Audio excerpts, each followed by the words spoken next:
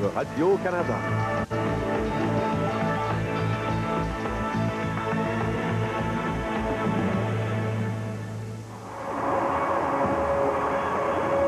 Vive Montréal! Vive Québec! Vive Jacques Villeneuve!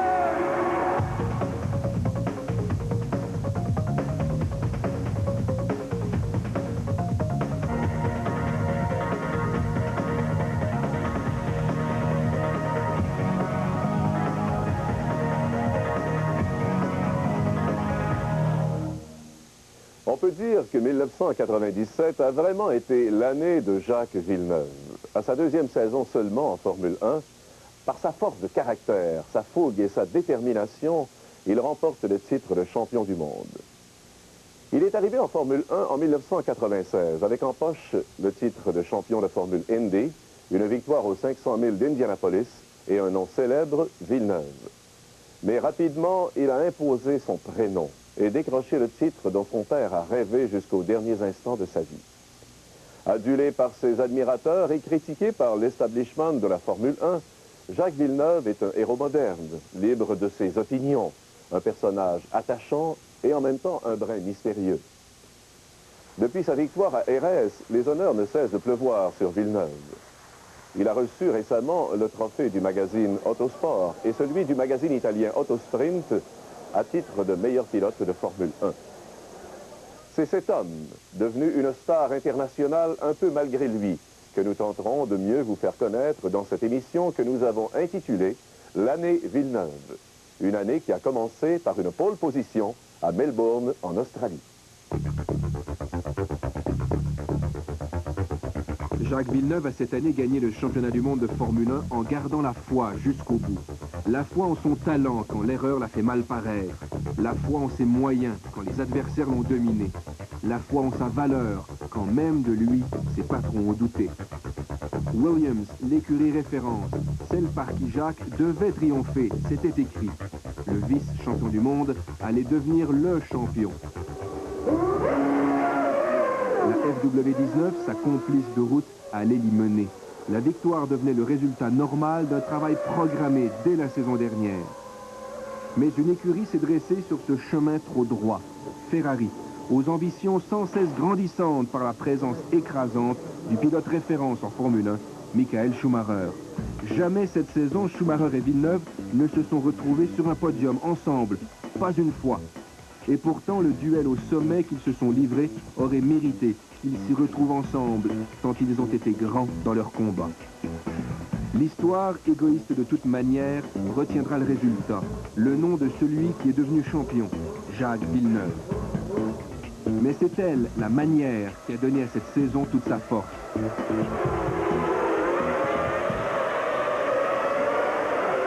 Jacques s'est rendu compte dès Melbourne au premier Grand Prix que le scénario devrait être retouché. Dans cet accrochage prémonitoire avec Eddie Irvine, toute l'intensité de cette guerre des nerfs de laquelle le Williams n'a failli pas se remettre. Ferrari a fait douter Williams, Schumacher a fait douter Villeneuve. Jacques s'est fié à ses succès sud-américains pour se persuader qu'il avait toutes les chances. Mais déjà au Brésil, la réalité l'a rattrapé, quand il se faisait surprendre par Michael Schumacher au point d'en perdre la trajectoire de course dans le premier virage. Il avait fallu l'intervention d'un tiers, en l'occurrence Rubens Barrichello, calé sur la grille pour que Jacques puisse repartir. Les rouges s'éteignent et on roule à nouveau au circuit Carlos Pace. Villeneuve a regardé Schumacher encore. Schumacher par l'intérieur, même chose et encore plus facile semble-t-il. Villeneuve, par contre, réussit de justesse à s'accrocher à sa deuxième position. Quand il a pu dépasser Schumacher à la fin du deuxième tour, il a compris qu'il avait échappé belle, mais ne se doutait peut-être encore pas que la chance, cet allié indésirable, l'aiderait cette saison. En Angleterre, en Autriche, au Luxembourg, Jacques a battu Michael sans jamais avoir pu le défier. Schumacher pris au piège d'une mécanique défaillante à Silverstone, d'un drapeau jaune assassin à Zellweger, d'une Jordan en perdition au Nürburgring. Autant de points manqués par le pilote allemand dont Jacques a profité. Des points qui l'ont gardé dans cette course au championnat que Michael Schumacher avait décidé de mener. Crânement, dans une F310B pas tout à fait au point, mais dans une écurie diablement efficace.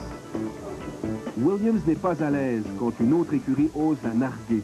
L'opposition directe la dérange, l'oblige à se remettre en question et elle en a horreur. À Monaco, le piège s'est refermé sur elle. Ferrari a réagi quand Schumacher a compris. Williams n'a pas réagi et a perdu son pari. En pneus secs, sous la pluie, Jacques a sombré. En Belgique, la voiture de sécurité est venue tout gâcher. Ferrari savait ce que la direction de course avait choisi de faire. 4 tours au ralenti ont ruiné les efforts des écuries en pneus pluie. Williams en faisait partie. Williams en eau trouble par les erreurs de stratégie, par les problèmes mécaniques, par les écarts de conduite. Jacques Villeneuve, pilote numéro 1 à sa 2e saison. Hors piste, la volonté de s'affirmer dans ses propos. Son opinion, pour le moins tranchée sur les nouveaux règlements, a gêné la Fédération internationale de l'automobile. Ce qui est important, c'est lorsqu'on parle, c'est de passer un message. Il faut trouver le meilleur moyen de passer ce message et de le passer intellectuellement. Donc c'est sûr qu'en disant des grossièretés, c'est peut-être pas la meilleure manière de toute façon.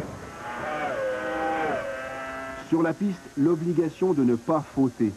Difficile à gérer.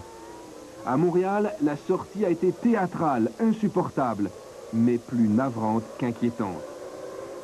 Au Japon, point de sortie, mais un écart ô combien plus mesquin parce que défiant la loi, immédiatement sanctionné par la FIA. Jacques a voulu par lui-même juger, alors qu'il ne devait qu'obéir. Lui reprocher, c'est ne pas le connaître. Jacques a couru au Japon quand même pour gêner Schumacher, pour lui dire qu'au terme de cette saison de misère, il se battrait jusqu'au bout. Le championnat ne s'était pas donné comme il l'aurait souhaité, il irait le chercher dans le dernier Grand Prix de la saison.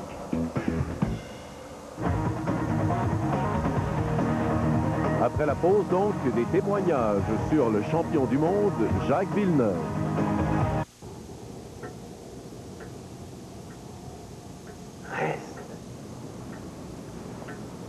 Reste.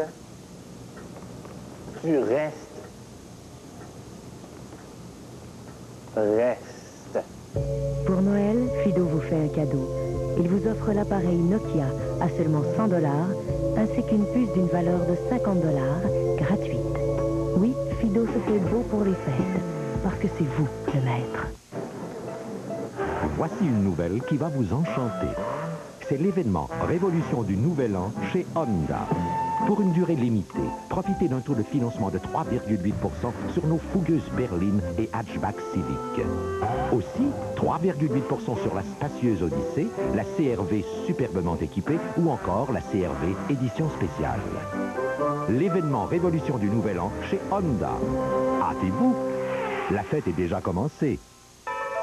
Pour les fêtes, Eaton vous souhaite de joyeux rabais et de bonnes idées. Obtenez l'un de ces ensembles cadeaux Calvin Klein de 5 articles à seulement 40 $. À l'achat de 50 $ ou plus de produits L'air du temps de Nina Ricci, obtenez cette prime de 3 articles. À l'achat de 54 $ ou plus de produits Saut de la Renta, cette prime de 5 articles. Et avec tout achat de fragrances Lancôme, cette prime de 4 articles, une exclusivité Eaton. Laissez-vous emporter par la magie des fêtes. Chez Eaton. Chez Canadian Tire, le magasin de pièces d'auto du Canada, nous vous en offrons toujours plus. Comme notre programme de prêt d'outils gratuit. S'il vous manque un outil spécialisé, venez à notre comptoir de pièces. Nous en avons un bon choix que nous vous prêterons gratuitement. Et ce n'est pas tout. Vous pouvez apporter vos tambours ou vos disques de frein à n'importe quel comptoir de pièces de Canadian Tire pour les faire usiner par un de nos experts. C'est très pratique et vous savez que le travail sera bien fait. Canadian Tire, le magasin de pièces d'auto du Canada en mieux, beaucoup mieux. C'est le tour à qui, là? Marcel. Marcel!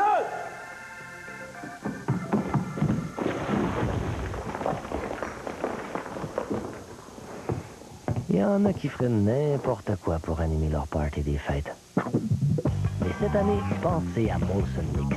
Dans chaque caisse, vous trouverez 6 fiches de jeu gratuites pour animer vos parties. Aucun achat requis, 18 ans et plus. Jacques Villeneuve fait partie d'un cercle très restreint, très fermé, celui des pilotes de Formule 1. Un cercle ultra protégé, il n'y a pas beaucoup de monde qui peuvent se vanter d'en approcher. Mais en plus, Villeneuve est difficile d'approche dans sa vie privée. Et rares sont ceux qui peuvent se vanter d'être un ami de Jacques Villeneuve. Il y en a quand même quelques-uns. On en a rencontré plusieurs au cours des récentes semaines, des gens connus, des vedettes. Mais ce qui est intéressant aussi, Jean, et ça je l'ai découvert au cours des entrevues, c'est que non seulement les vedettes veulent se rapprocher de Villeneuve, après tout c'est normal, c'est un gagnant, on veut s'entourer d'un gagnant, mais que Villeneuve lui-même aime faire les premiers pas pour aller vers des vedettes. En anglais, on dirait que c'est un petit groupie. Par exemple, il a rencontré par hasard Roch Voisine dans un restaurant, vous allez le voir. Voisine lui-même va vous le dire, c'est Villeneuve qui s'est approché de Voisine. Et plusieurs autres, Luc de la Rochelière qu'on va rencontrer aussi, Céline Dion plus tard dans l'émission, tous ces gens-là veulent s'entourer de Villeneuve, veulent être autour de lui pour pouvoir dire « j'ai rencontré le champion ». J'ai eu la chance de connaître un gars qui s'appelle Jacques Villeneuve, qui est maintenant champion du monde, et à quelques occasions, j'ai vécu des moments privilégiés, d'avoir été invité par Jacques, entre autres, chez lui, au moment où il courait en Indy, à Indianapolis, d'assister aux 500 000 d'Indianapolis, donc d'assister à sa victoire aux 500 000. Alors, pour moi, ce sont, je répète, des moments privilégiés. Alors, si c'est ça d'être un ami, oui, je suis un ami, sinon je suis un spectateur privilégié. Il y a des centres d'intérêt, bien sûr, qui sont en dehors du monde de la Formule 1, qui sont entre autres la musique, l'informatique. Moi, je sais, et de plus en plus de monde le savent, c'est un crack d'informatique. Moi, je connais rien d'ordinateur, mais c'est un bon conseiller. C'est un gars avec qui j'ai déjà débarqué dans un magasin d'électronique et que les vendeurs qui avaient une certaine prétention parce qu'ils connaissaient tout, étaient la face longue comme ça.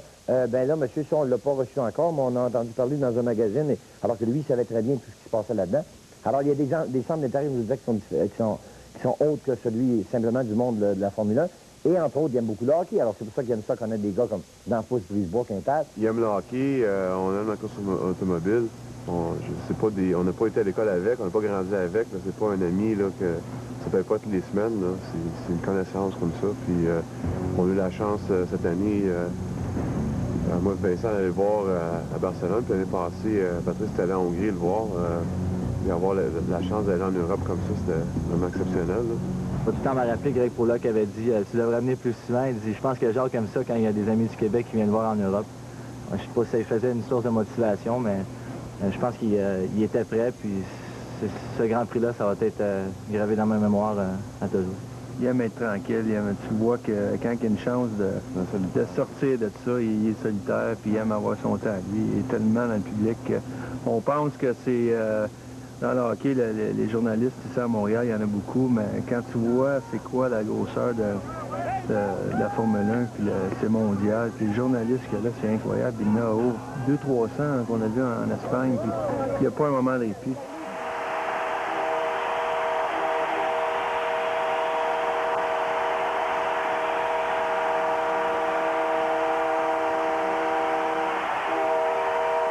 On attendait son arrivée au Centre Molson. Je pense pas que Jacques s'attendait aussi grosse ovation que ça. Il savait qu'il était suivi beaucoup par les Québécois, mais il a réalisé cette soirée-là que c'était vraiment gros la Formule 1 pour les Québécois, puis qu'il était rendu un des plus gros athlètes qui avait commencé au Québec. Quand tu commences une carrière, tu t'attends, c'est ton rêve de remporter un championnat ou une Coupe Stanley, des choses comme ça, mais je me rappelle qu'on a gagné la Coupe Stanley, moi et Vincent, on était, je sais pas, sur le party, où on faisait des promotions, des choses comme ça, mais on dirait que pourquoi on est ici, là, des fois, on dirait que c'est peut-être 2-3 mois après, c'est vrai, on est champion de la Coupe Stanley, puis je pense que pour Jacques, ça va être la même chose, peut-être 2-3 semaines après, il va pas réaliser qu'il est vraiment champion du monde. C'est un maniaque de musique, il a une collection incroyable, entre autres de compact disques, alors pour lui, je suis certain de rencontrer un gars comme Roch Voisine. Ça devait être un rêve réalisé. C'est drôle de penser que Jacques Villeneuve, qui pour nous autres est là, ben pour lui, Roch Voisine, c'est un exploit de le rencontrer. On était au même restaurant ici à Montréal. C'était le lendemain de son gros party au Centre Molson. Et puis, on était tous les deux au même restaurant. Et c'est lui qui était avec son entourage dans un coin, qui a demandé au maître d'hôtel de me rencontrer, au moins de me dire bonjour. Donc, j'étais très... wow! Je ne m'attendais pas à ça, vraiment. Je savais qu'on m'avait dit qu'il était dans le restaurant. Je me suis dit, je vais aller lui dire bonjour en sortant. Donc, je suis arrivé, je me suis levé, je suis allé lui dire bonjour. Il était là avec son entourage. Et puis, ce qui frappe quand on voit Jacques Villeneuve, un peu comme toutes les grandes stars, c'est que on a une image immense. On voit les gens plus grands, plus gros qui sont... et puis, Jacques, c'est quelqu'un de... à la limite un peu timide, réservé. Ce qu'on remarque aussi chez Jacques, c'est ses yeux. Je connais Jacques depuis 2 ans et demi. On s'est rencontrés au départ. Il était en Formule Indy à l'époque. En fait, c'est la saison où il a gagné le championnat de Formule Indy. Puis, je te dirais comment il est, Jacques, en dehors. Moi, je pense qu'il est exactement comme les gens le voient en général. Je pense que c'est pas quelqu'un qui a une double personnalité. C'est quelqu'un, je dirais, très fidèle à ses amis, à ses anciens amis aussi. Donc, je pense que c'est pas quelqu'un qui est double. Je pense que c'est quelqu'un qui est... Comme les gens le voient, c'est comme ça qu'il est. Quand il vient ici à Montréal, qu'il parle à un journaliste de Radio-Canada, il peut toujours dire « Bye-bye les Québécois, je vous aime, je vous adore ». Mais quand il est en dehors, qu'il est loin, il donne une entrevue pour un autre journal, pour un autre magazine, pour une autre station de télé, qui n'a rien à voir avec le Québec. Et qui dit dans ce temps-là, je suis Québécois, mon arbre favori, c'est l'épinette ou l'érable. Là, tu te dis, bon, ben, ça ment pas, ça. J'ai l'impression qu'il assume bien ces deux côtés. Je pense qu'il se sent au départ... Oui, je pense très bien qu'il se sent au départ quand même, c'est ça Québécois, parce que toujours...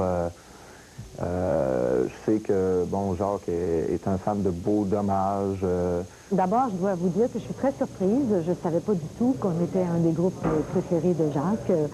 Je suppose que quand nous, Beau Dommage, on jouait au tout début de notre carrière, peut-être qu'on conduisait des autos pour enfants, mais sûrement pas des Formule 1. Par contre, c'est très vrai que je suis parmi une de ceux et de celles qui se sont levés très tôt le matin pour regarder Jacques Villeneuve courir. Et moi qui n'ai pas de lève tôt, j'ai fait un petit effort et le 26 octobre. Alors là, Jacques, je te dis, le 26 octobre, je me permets de te tutoyer. J'ai levé ma tasse de café à ta santé. On était toute une gang, on déjeunait ensemble et on s'est regardé gagner avec plaisir.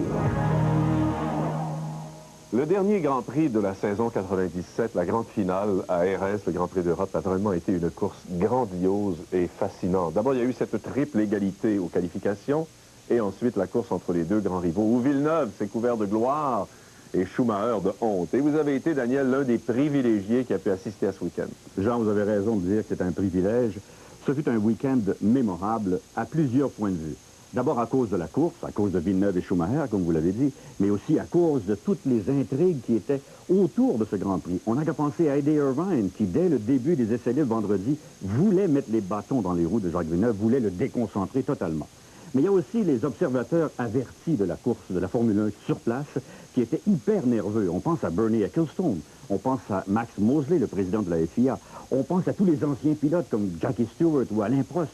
Tous ces gens-là, Jean, étaient là, sur la pointe des pieds à partir du vendredi, et plus on approchait de la course dimanche, on sentait cette espèce-là de nervosité, mais très agréable, très intéressante.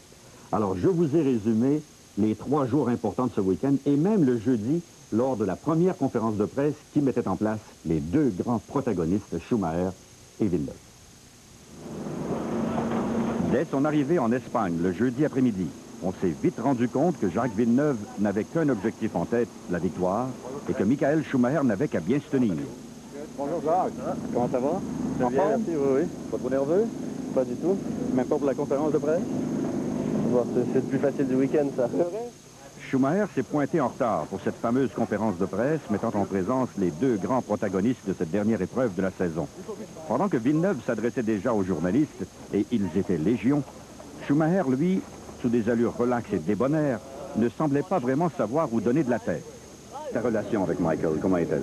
Ben, j'ai aucune relation avec Michael. On se voit au circuit, c'est à peu près tout, et on se serre la main. À part ça, je sais pas, c'est le pilote contre lequel je suis en train de compétitionner, je suis en train de me battre. Et là, c'est la dernière course, donc tout le travail de l'année est misé là-dessus. Un autre joueur devait tenter de voler la vedette durant les essais libres, dans le but évident de déconcentrer Villeneuve. Eddie Irvine, le coéquipier de Schumacher chez Ferrari, est presque arrivé à faire perdre les pédales au fougueux Jacques, qui lui a d'ailleurs dit clairement sa façon de penser. Est-ce que tu peux nous résumer et nous décrire ce qui s'est exactement passé entre toi et Eddie Irvine ce matin? Il s'est passé quelque chose? Ben, rien de spécial. Ça fait juste 4 fois entre hier et aujourd'hui qu'il m'attend et qu'il me bloque lorsqu'il décide de rentrer au puits. Donc c'est un jeu psychologique bête et stupide qu'il est en train de faire, donc je suis juste allé lui dire de se calmer. Est-ce qu'on peut dire maintenant que la moutarde commence à te monter au nez? Non, mais ça montre juste jusqu'à quel point Irvine est capable d'aller pour jouer sur le championnat, pour aider Michael, et donc il faudra faire attention à lui pendant la course. Tu tombes pas dans le panneau, donc tu te laisses pas Non, après ça, je suis en train de rire. C'est un clown, et il faut juste en rire. Anyone who says Villeneuve deserves the championship more than Michael is French-Canadian. It's simple. Le samedi aura donné lieu à une séance de qualification historique et mémorable à souhait. Villeneuve, Schumacher et Frentzen, l'autre membre de l'écurie Williams, terminant tous les trois sur un pied d'égalité au millième de seconde près. Le ton de la course à venir le lendemain était donc donné. Jacques, dans quel état d'esprit abordes-tu la course demain, après cette belle qualif?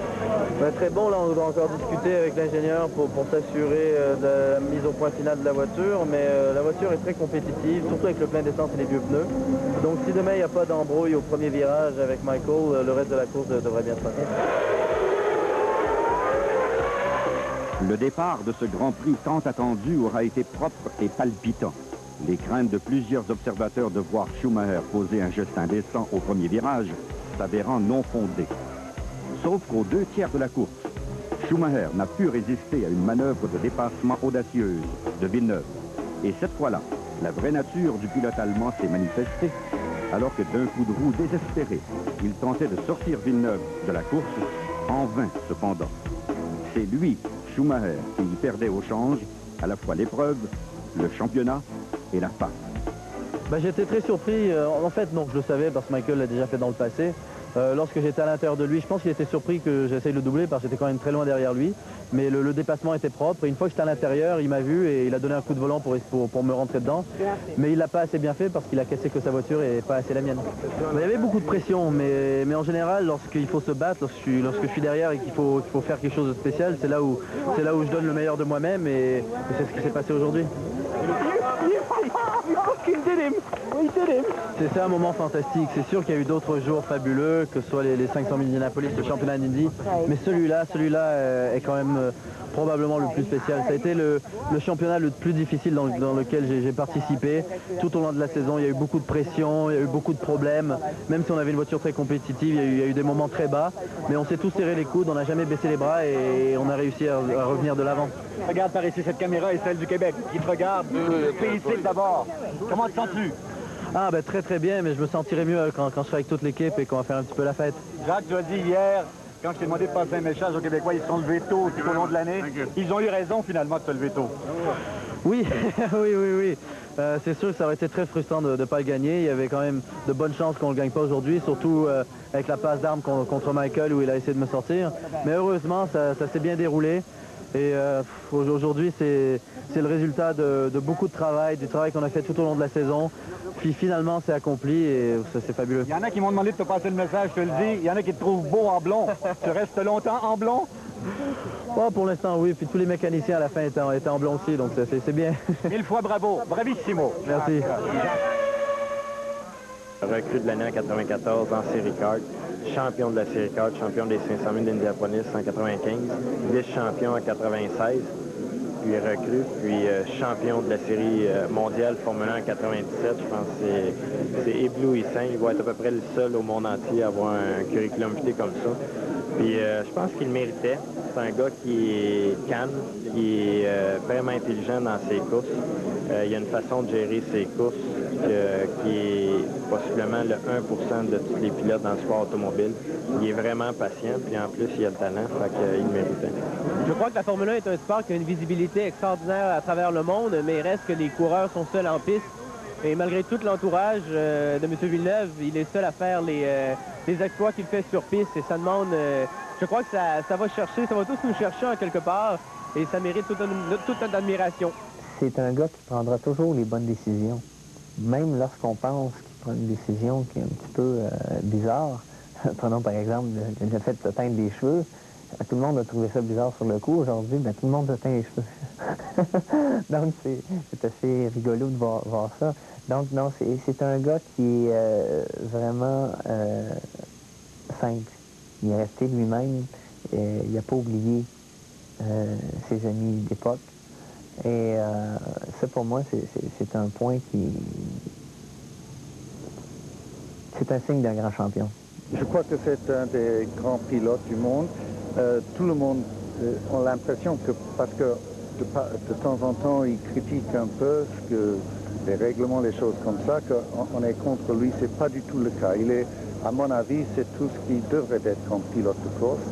C'est à eux de se plaindre si les voitures sont pas... Il veut aller au maximum, il veut que les voitures soient aussi vite que possible. C'est nous, les vieux, qui doivent freiner tout ça et dire, bon, oui, mais pas au point où ça risque, c'est trop dangereux. Mais comme personne, comme homme, je l'admire beaucoup. C'est un très bon personne. C'est fait. Fido étend son territoire à l'ensemble du Canada.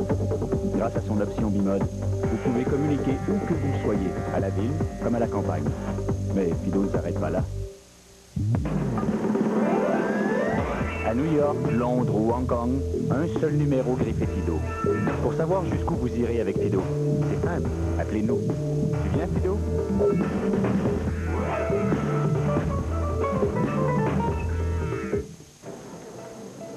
Voici une nouvelle qui va vous enchanter. C'est l'événement Révolution du Nouvel An chez Honda. Pour une durée limitée, profitez d'un taux de financement de 3,8% sur nos fougueuses berlines et hatchback Civic. Aussi, 3,8% sur la spacieuse Odyssée, la CR-V superbement équipée ou encore la CR-V édition spéciale. L'événement Révolution du Nouvel An chez Honda.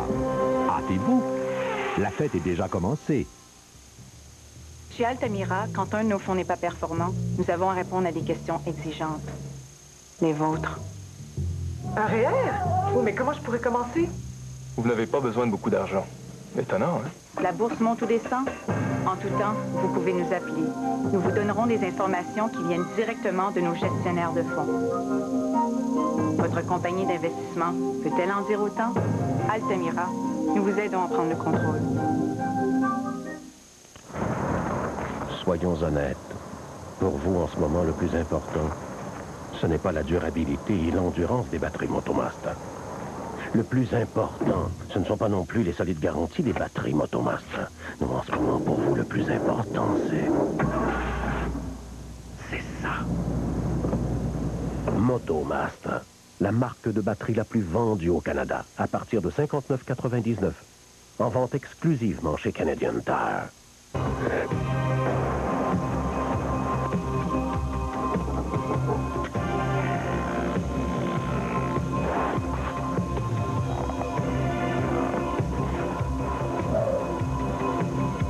Nous autres, on est prêts. Et pour vous, nous sommes tout prêts. Tout le monde à son poste, les équipes sont prêtes et le Canadien reçoit les sénateurs d'Ottawa à la soirée du hockey Molson de Radio-Canada, samedi soir, 19h30, heure de l'Est. La voie rapide est garée fermée, c'est complètement congestionné. La circulation est une présentation de Molson Drive. Tous les accès à l'autoroute des Garries sont bloqués. Attends, sur plus de 7 km.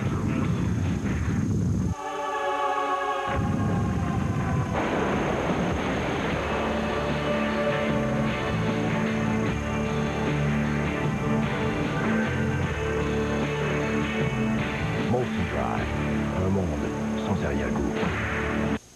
À l'époque des satellites, des communications planétaires instantanées et d'Internet, Jacques Villeneuve est le type parfait du nouveau citoyen du monde. Né au Québec, élevé en Suisse, résident de Monaco, il parcourt la planète entière à la poursuite de son rêve avec le grand cirque de Formule 1. Nous en avons parlé avec un professeur de communication, lui aussi célèbre et en même temps un passionné de course automobile. Il y a chez les Québécois une sorte de... on cherche la victoire par personne interposée. Les Québécois ne gagnent pas souvent. Quand ils sentent qu'il y a un des leurs qui gagne, ils s'approprient cette victoire-là, jusqu'à un certain point. Ce qui est naturel aussi, et ce qui n'est pas bête, mais il ne faut pas imaginer qu'il y a une identification parfaite entre les Québécois et Jacques Villeneuve. On sent très bien qu'il n'est pas québécois et qu'il n'est pas canadien. Encore là, il maîtrise parfaitement son image, je suis canadien, je suis québécois, quand il est obligé de le dire. Mais autrement, on sent très bien qu'il n'est pas enraciné. Si, c'est un Européen. Et ça aussi, ça plaît jusqu'à un certain point, je pense, aux Québécois, de voir quelqu'un qui fait sa marque ailleurs, qui élargit, au fond, sa propre personnalité. Les gens aiment l'entendre parler, ils trouvent qu'il parle bien en français, en anglais, en italien, ce qui est une aspiration de la plupart des Québécois aussi. Hein. Même si on dit que nous parlons mal ici, il n'en reste pas moins que beaucoup de Québécois aiment ou aimeraient bien parler. Alors, cette aisance qu'il a aussi avec les médias, c'est une vedette parfaite. Même si j'ai grandi en Europe, mes souches sont canadiennes, sont québécoises, et ça ne changera jamais. Bien sûr, il a des racines. Il est déraciné depuis très longtemps. Écoutez, il était déraciné à l'âge de 2 ou 3 ans. Il a à peu près jamais vécu ici. Et ses amis sont là-bas, sa vie est là-bas. Il vient ici, bien sûr, il reconnaît des choses. Ce n'est pas un extraterrestre.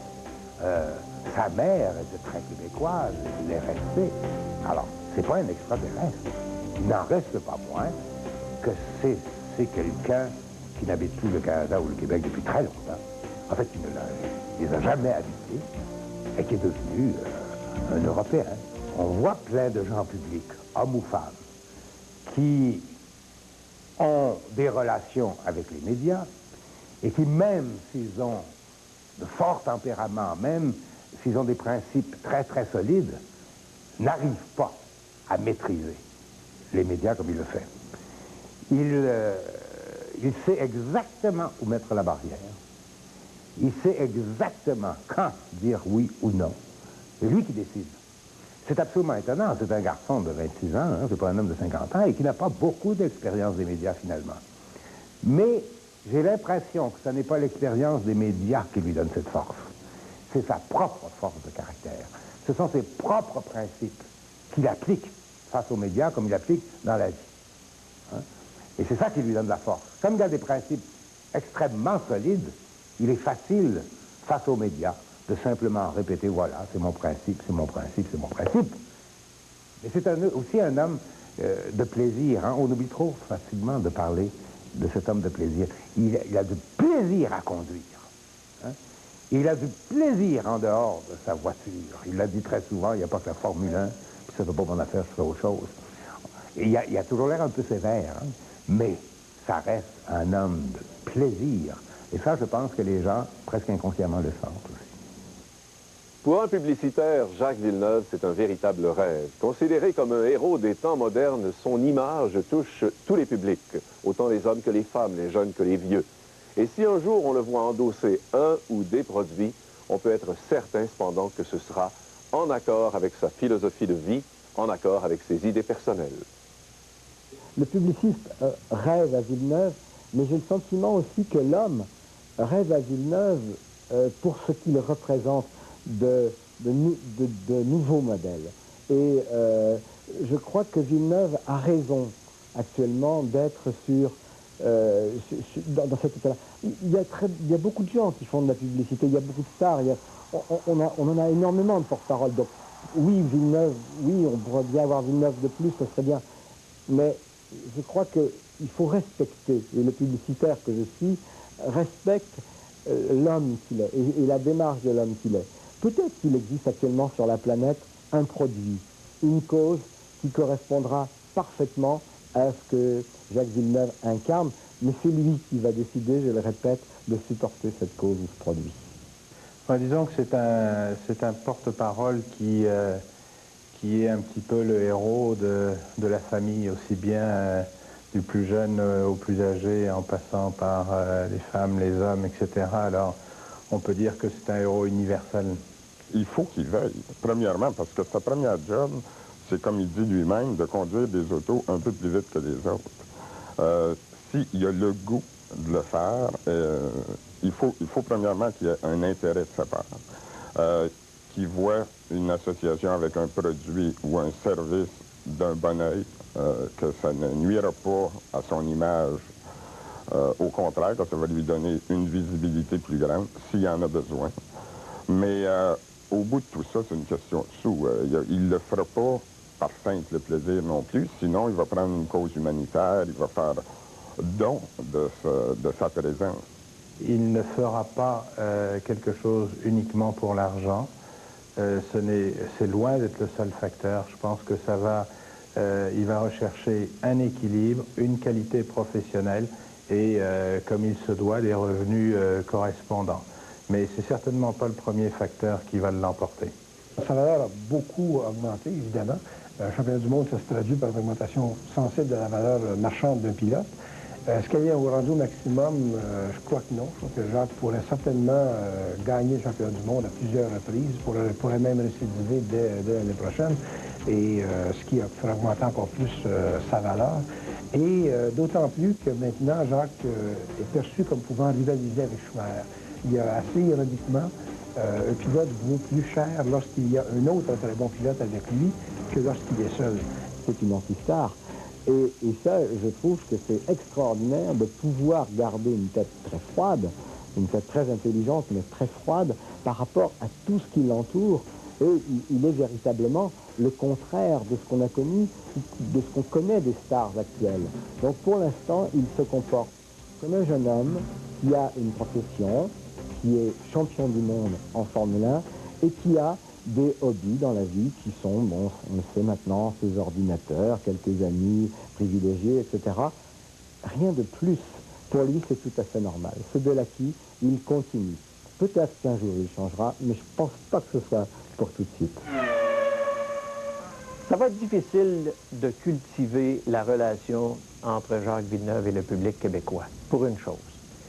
Il ne sera pas présent. Il appartient à un sport qui ne rend pas la tête très accessible et lui-même ne se rend pas accessible, il le dit. Il n'est pas friand des mouvements de foule. Et c'est très différent des héros qu'on a déjà connus. Guy Lafleur, on n'avait qu'à attendre à la sortie du forum à 11 h le soir pour le rencontrer. On savait qu'il nous parlerait, on savait qu'il signerait des autographes. Le Rocket a toujours vécu au Québec. Y a-t-il quelqu'un de plus accessible que Jean Béliveau qui n'a pas changé son numéro de téléphone depuis 40 ans? Est-ce qu'on va pouvoir cultiver ça avec Jacques Villeneuve? Il n'est pas souvent présent.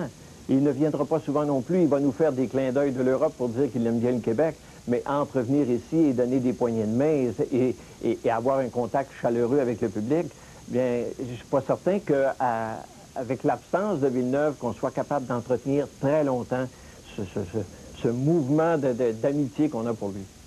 Ça relève du phénomène de voir le nom de Villeneuve maintenant, ce n'est plus seulement un nom en lettres majuscules, c'est un nom qui passe à l'histoire, c'est un nom héroïque au même titre que Fangio, par exemple. Quand on voulait parler de vitesse, quand on se faisait arrêter étant jeune, les policiers nous disaient « tu te prends pour qui? Pour Fangio ».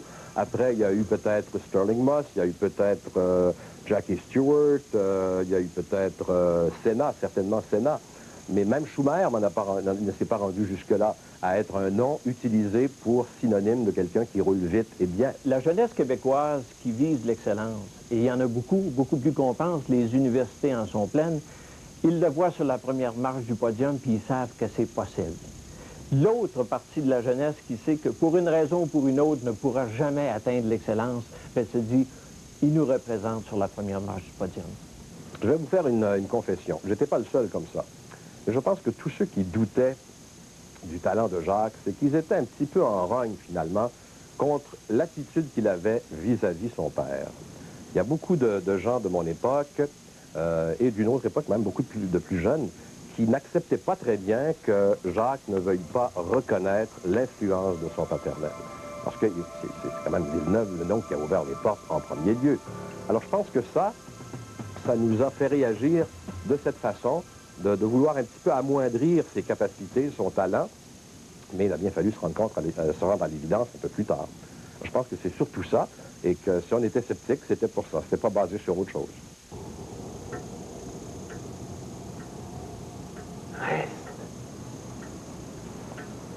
Reste. Tu restes. Reste. Pour Noël, Fido vous fait un cadeau.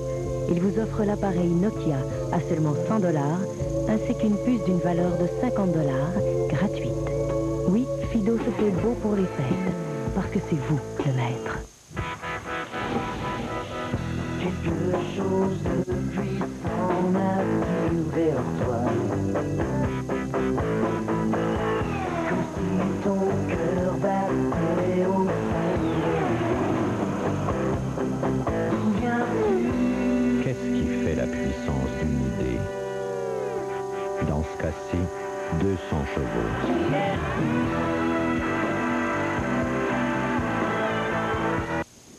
Ici Claude Saucier, à Bonjour chez vous, on dit bonjour les vacances. En décembre, nous offrons 4 voyages pour Cuba. Tous les lundis jusqu'au 22 décembre, on fait tirer un voyage pour 2 personnes.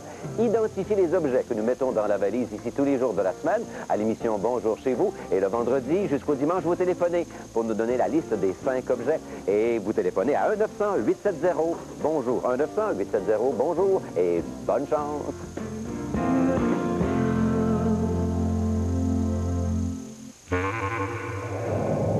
D'où vient l'idée? Est-ce qu'une idée s'améliore lorsqu'on change de point de vue?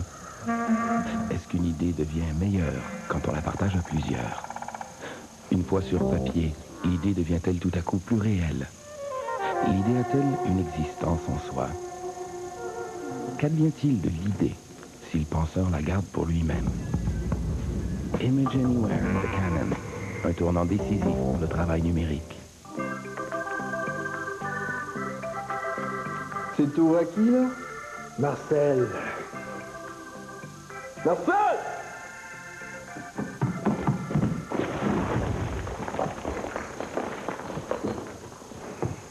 Il y en a qui feraient n'importe quoi pour animer leur party des fêtes. Mais cette année, pensez à Molson Mix. Dans chaque caisse, vous trouverez 6 fiches de jeux gratuites pour animer vos parties. Aucun achat requis, 18 ans et plus. Lorsqu'il s'élancera sur la piste en Australie, la fin de semaine du 8 mars, pour le premier Grand Prix de la saison 1998, la monoplace de Jacques Villeneuve portera le numéro 1. Il défendra son titre de champion du monde. Philippe Crépeau, est-ce que ce sera difficile pour lui de répéter l'exploit de 1997? Sûrement, parce qu'en 97, Jacques avait la motivation de remporter son premier championnat du monde, ce qu'il a fait. Il était le favori.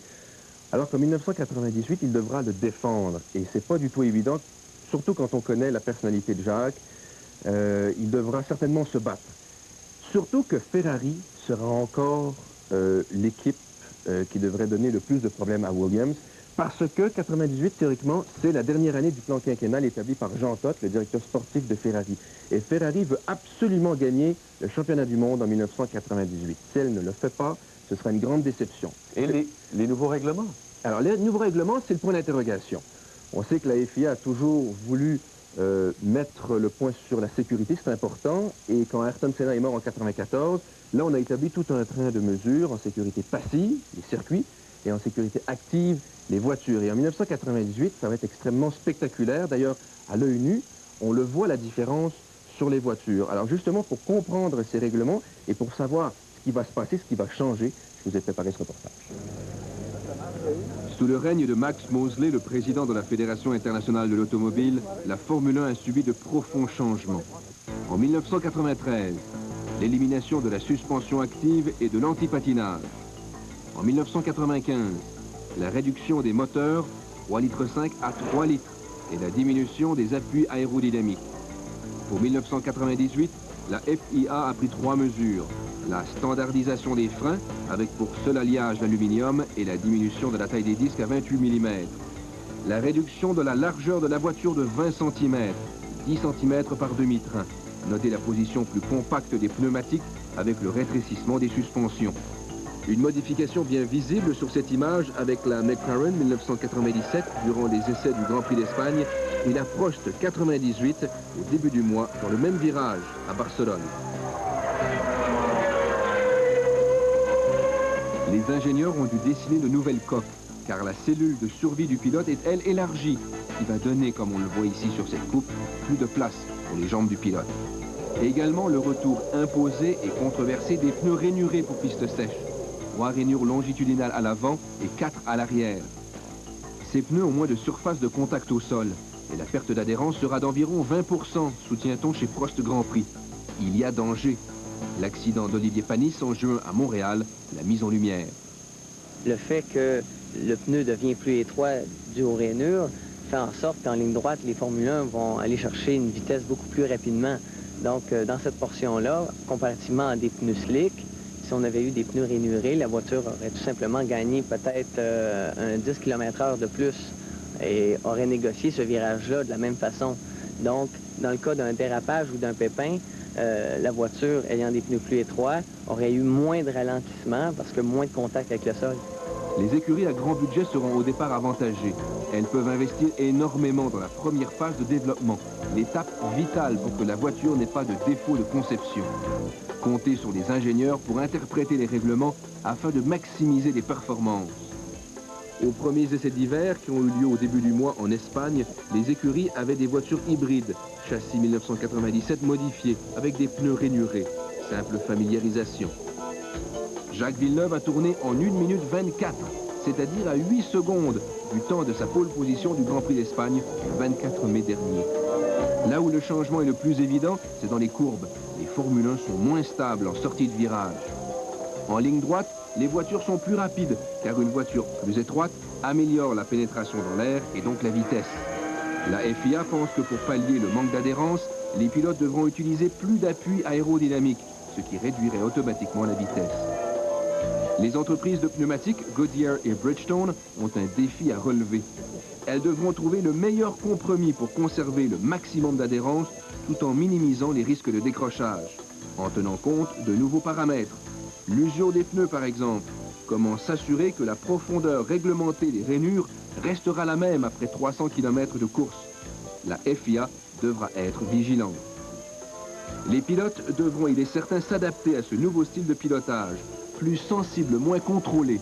L'expérience, les réflexes, le doigté vont clairement établir la hiérarchie. Pour l'instant, ces modifications profondes effraient les pilotes. Michael Schumacher, Olivier Panis, Jacques Villeneuve ont émis des réserves. Il faut dire que changement est synonyme d'inconnu, et les meilleurs pilotes n'aiment pas ça. Les champions du monde sont généralement peu favorables à ces changements, ne serait-ce que parce que quand vous détenez une formule gagnante, vous accueillez pas avec beaucoup, de façon très positive, le fait que quelqu'un veuille la changer pour niveler ou égaliser. Donc, vous avez travaillé très fort pour être là où vous êtes. Et toute tentative de nivellement n'est pas toujours reçue avec beaucoup d'enthousiasme. Par la suite, ce qu'on a vu dans le passé, c'est que les meilleurs restent les meilleurs pilotes restent les meilleurs pilotes, et les meilleures équipes restent quand même au sommet. Seule la sécurité importe aux yeux du président de la FIA. Max Mosley pense, à juste titre, que la Formule 1 peut être tout aussi spectaculaire, tout en étant plus lente, pour que les pilotes aient le maximum de chances de s'en sortir en cas d'accident. Mais la Formule 1 sera-t-elle pour autant plus sûre? Personne ne le sait pour le moment. Je les regarde très souvent à la télévision, d'ailleurs c'est très facile, elles sont transmises dans le monde entier, alors que je sois, qu'il y ait un Grand Prix, que ce soit celui au Brésil, ou que ce soit celui du Canada ou du Japon, je le vois quelque part. Et naturellement, tous ces pilotes, comme notre ami Villeneuve, font partie d'une toute petite élite qui sont adorés partout dans le monde, et naturellement, d'un circuit à l'autre, on les suit. C'est une chose extraordinaire. C'est un garçon extraordinairement doué, n'est-ce pas, pour avoir fait une ascension en si peu de temps. C'est extraordinaire, je veux dire, c'est assez unique. Donc c'est sûr que je ne pense pas que ce soit un phénomène au Québec, c'est un phénomène en soi, et nous sommes tous extraordinairement impressionnés par ses performances et par la classe, disons, à laquelle il est arrivé en si peu de temps.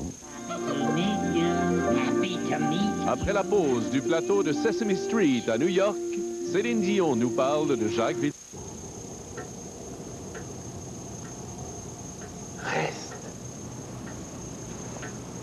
Reste. Tu restes.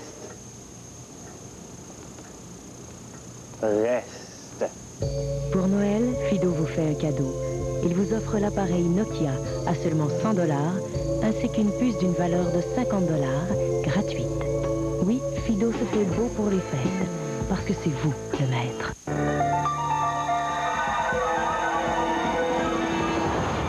Dotée d'un moteur 4 cylindres de 150 chevaux, la nouvelle Accord permet les plus belles escapades. Et grâce à sa suspension révolutionnaire, elle se manie comme un charme. Avec son allure des plus raffinés et son espace intérieur accru, on voulait seulement la voir de plus près. elle a tout pour plaire. La toute nouvelle Accord, séduisante et abordable. La nouvelle puissance Honda. Quand l'inspecteur Fowler mène une quête, il y a des mystères, de l'intrigue, des disparitions. Ne manquez pas en rafale et en primeur de drôles de rencontres. Des coups fumants, des actes d'héroïsme. C'est ça, la vie de policier anglais. Vous êtes tous en état d'arrestation. Allez, tout le monde au poste. Dès lundi 22 décembre, as été créé pour accomplir de grandes choses.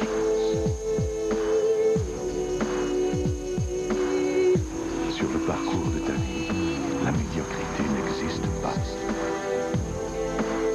Tu as le pouvoir d'agir, de choisir et d'aimer.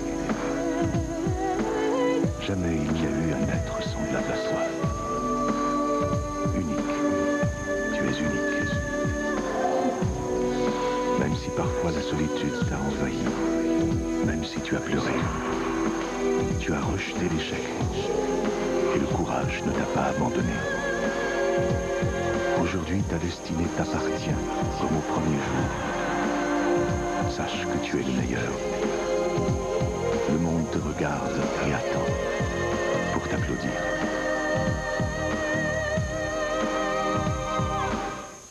La voie rapide des gares est fermée, c'est complètement congestionné. La circulation est une présentation de Molson Drive.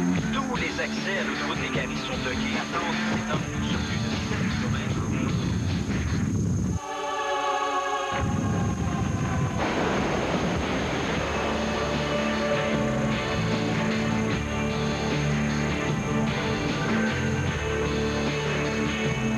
Molson Drive, un monde sans arrière-goût. Céline, on est ici pour parler de Jacques Villeneuve. Ça fait bizarre d'être avec Céline Dion pour parler de quelqu'un d'autre. Ben, ça me fait plaisir. Mais Jacques Villeneuve, il est rendu pas mal haut, là. Hein? Ben, écoutez, Jacques Villeneuve, c'est quelqu'un que René et moi, comme tous les Québécois, comme plein de monde à travers le monde, on admire beaucoup. J'ai jamais eu la chance de le rencontrer encore. J'espère qu'un jour, ça viendra assez rapidement. Mais c'est quelqu'un que j'admire énormément parce qu'il est très focus, puis il se concentre, puis il sait ce qu'il veut, puis il n'a pas peur. Il est une personne assez agressive quand même, j'aime ça.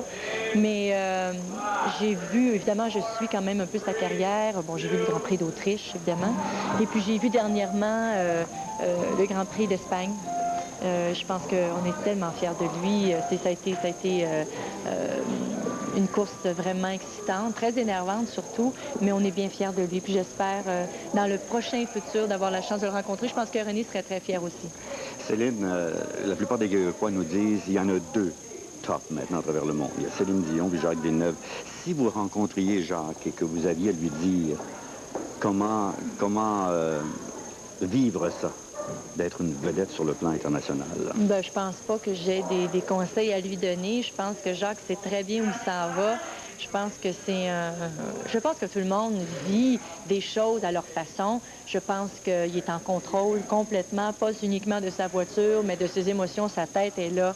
J'ai pas besoin de donner aucun conseil, mais évidemment, moi, ce que je vis, c'est extraordinaire et je pense que lui, Jacques, vit, c'est extraordinaire aussi.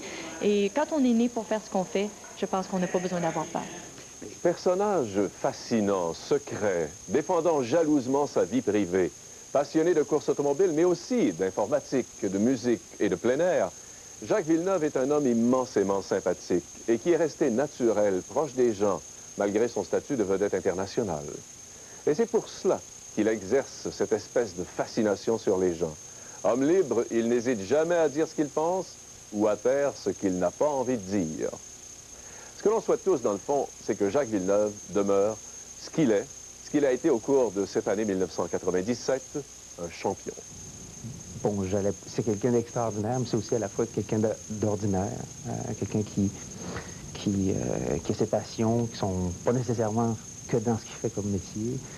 Il y a des passions ailleurs. C'est quelqu'un qui vit, une force de caractère exceptionnelle. Je suis un fan. Le milieu artistique et le milieu du sport, c'est deux milieux qui se sont toujours côtoyés, ça. C'est des gens qui donnent des spectacles, en fin de compte, au sens large du terme. Donc, on a affaire avec des publics différents, des femmes.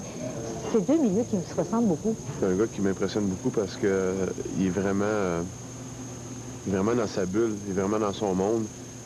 Puis pour faire face à tout ça, les journalistes, tout ce qui l'entoure, là, il fait bien ça. Il a une force mentale assez impressionnante. On a tous les raisons du monde d'être heureux de l'avoir parmi nous parce que c'est sûr qu'il y a beaucoup de pays qui aimeraient se vanter d'avoir un champion du monde.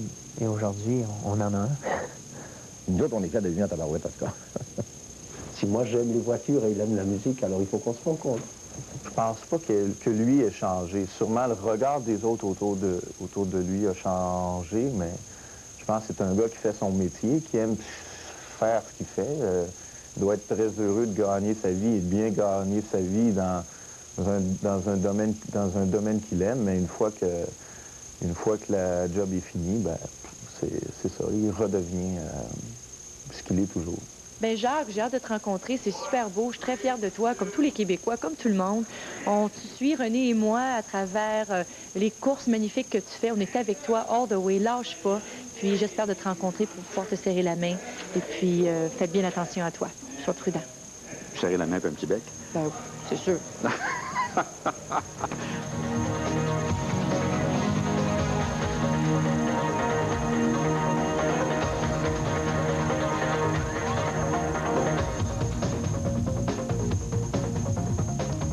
L'hiver est à l'envers, dit la chanson. C'est le cas dans bien des parties du monde cette année. Vous voulez savoir pourquoi? Dans un moment, au téléjournal, je vous y attends.